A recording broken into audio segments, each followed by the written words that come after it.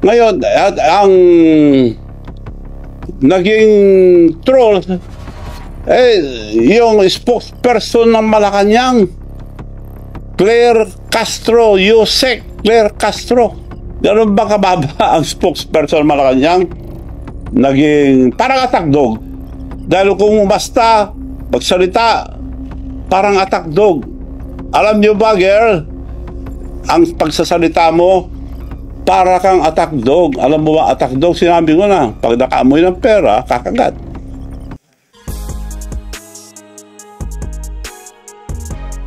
Lahat na nakikinig sa akin, meron na akong gustong sagutin ang bato ng Malacanang. Noong nagpunta ko sa Roma, binato ako ng katakot-takot na mga trolls. Ang tawag ko dyan, attack dog. Alam nyo ba attack dog? Ulol na aso, pag nakaamoy ng pera, kakagat.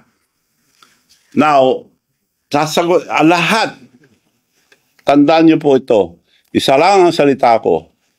Pag may totoo sa mga panira nila, magpapakulong ako. Ngayon, hindi sila nakontento sa trolls. Ngayon, ang naging troll, yung spokesperson ng Malacanang, Claire Castro, Yusek Claire Castro. Ganun ba kababa ang spokesperson ng Malacanang? Naging parang attack dog. Dahil kung basta magsalita, parang attack dog. Alam nyo ba, girl, ang pagsasalita mo, para kang attack dog. Alam mo ba, attack dog, sinabi ko na, pag nakaamoy ng pera, kakagat. Naubusan na ba kayo ng attack dog na ikaw na mismo ang nagsasalita? Magsalita kayo ng totoo para paniwalaan kayo ng tao. Wala kayong isang salita eh. Sasagutin ko, ano yung mga issue mo sa akin? Nabanggit mo, weteng. Sabihin ko sa'yo, on record tayo mag-base lahat.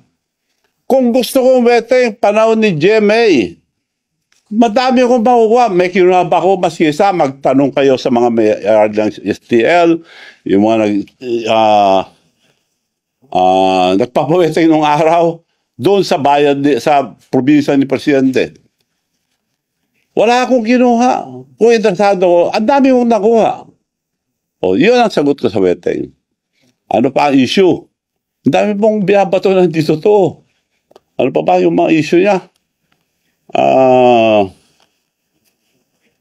PCSO. PCSO. Ikaw nagsabi yan, ha, girl? Miss Claire Castro. Ikaw nagsabi, ano ba meron dyan? Bakit yun ang gusto mo? Bakit yan? Direktor. Bakit pinagpipilit mo direktor? Hindi ko po pinagpipilit. In-offer yan dahil ang sinabi sa akin ni First Lady noon, ikaw nagsabi si First Lady noon, there must be something for Manong Chavit ang laki na tulong. PCSO o PAGCOR. Kinongratulate pa ako yung mga kaibigan niyang babae sa mga barkada niya sa Bacolod. Manong, congratulations, binigay na pala sa yung PAGCOR. Oh, mabuti naman para ibigay ko sa mga mayors ako para ang dami tumulong kasi. Hindi rin binigay. Siba, okay lang, nagtabo ba ko? Antay, mag-antay pa rin ako. Antay. O, kung hindi, PAGCOR, PCSO, wala rin. O, ito na. Nagtambo ba ako? Hindi. Antay pa rin ako. Pinag-antay ako, antay pa rin. Pumunta sa bahay ko si Milyonarong Robles. Chairman ngayon ng PCSO. Milyonaryo na raw. Kaya tawag ko dyan, Milyonaryong Robles. Pumunta sa bahay. O, Manong, gusto kitang tulungan. Ganito. Ibibigay ko sa iyo ang... Magantay ka lang. Antay. Oo. Bibigay ko sa iyo ang Laguna at Batangas. So, salamat naman para maibigay ko sa mga mayors na tumulong. Nung ibibigay na, tapos na ang time mo lang na matapos ang kontrata, nung tapos na, kinausap ako. Kailangan kausapin mo sa taas. Bakit? may instruction sa taas na bibigay sa iba. So, sino? Yun daw, doktor niya at saka meron pa. Hindi ko nasasabihin yung iba. Sosyo-sosyo sila. Nagantay ako, nagtampo ba ako? Antay pa rin ako. Antay ako ng antay, lahat ang sinabi, 3 taon na ako pinag-antay. Antay. Antay Marcos na ako. Pinag-antay ako eh. So, yun ang sagot ko sa PCSO. Wala akong interest, girl. Sa PCSO, director lang. Na sinasabi mo, interest. Anong pinag-interesan mo dyan? Sila nag-offer niya, director lang. Dahil yun ang bakante nun. Isa-isa, nag-appoint. Meron na naman na-appoint. Sabi ni Presidente mismo, baka naman malaking hindi, director na lang daw. Director, okay. Madali yan. Libo yan, dami yan. Sabi naman ni Secretary Lagdame, ako bahala. Director lang ng piso, ako bahala. Antay ka lang. Antay. Isa-isa, may na-appoint na director. Tawag na naman ako. May na-appoint na, wala naman. Akong bahala, Manong. Antay ka lang.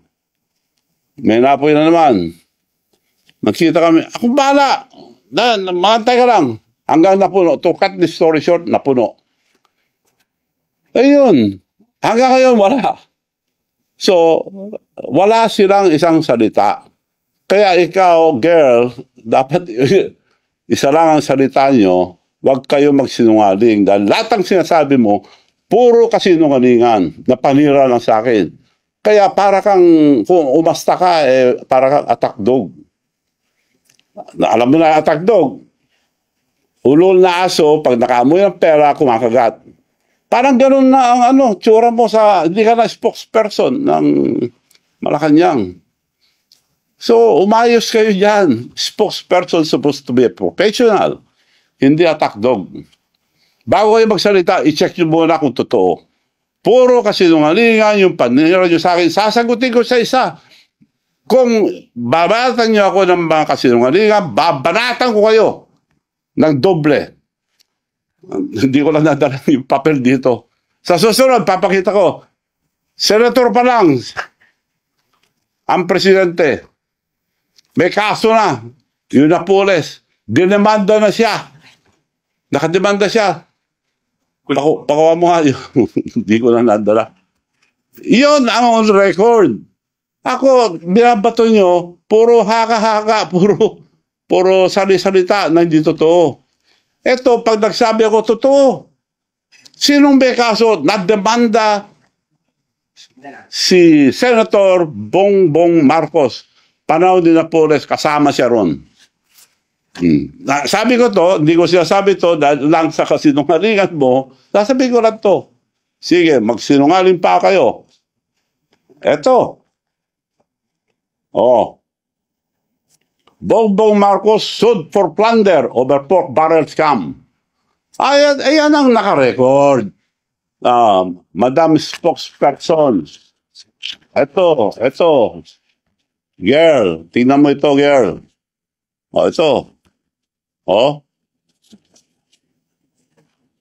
Bongbong Marcos sued for plunder. Plunder filed versus Bongbong Marcos over 205 pork barrel scam. Yan ang record. Hindi ko na sana ilalabas to, pero girl, ikaw nag-umpisa, tatapusin ko. Pagsalita kayo, yung totoo. Ako, sasagutin ko kayo, puro totoo ilalabas ko. So, yun lang po ngayon. Marami pa kayong maririnig. Antayin natin yung mga tagdog. Puro kasinungalingan. Ulitin ko po, kung may katotohanan, yung mga sinasabi nyo sa akin, magpapakulong ako. Hindi ako gagaya yun, nagsisinungaling. So kontento ka na, girl, na wala akong interest sa PCSO, sila na nga ako. Pinag-antay-antay ako. 3 taon ako nag-antay. Now, you cannot blame me. Antay Marcos na ako, pinag-antay na ako. Silang gumawa sa akin eh. Gumastos ako. tinulungan ko sila. Araw-araw kami lang lumalabas. Unang labas pa lang, Presidente, inisulto na ako sa Japan. Sinabi ko na yun, ulit-ulit. Binati lahat na nasa presidential table, pinalala pa yung anak niya, Sandro, Dad, Manu Chavez sir. Hindi ako pinansin. Bastos yun, pero hindi ako nagtampo. Kinausap ko pa rin sila. Nasaktan ako? Of course, nasaktan ako. Dahil tao lang ako, hindi ako plastic. So, girls, tandaan mo ito. Dahil nakasama ka na sa nag-aatake sa akin, sasagutin kita maski sa anong sabihin mo. Pero magpakatotoo kayo. Marami akong ilalabas. Totoo lang lahat. Maraming salamat po at sa susunod, magkita-kita po ulit tayo.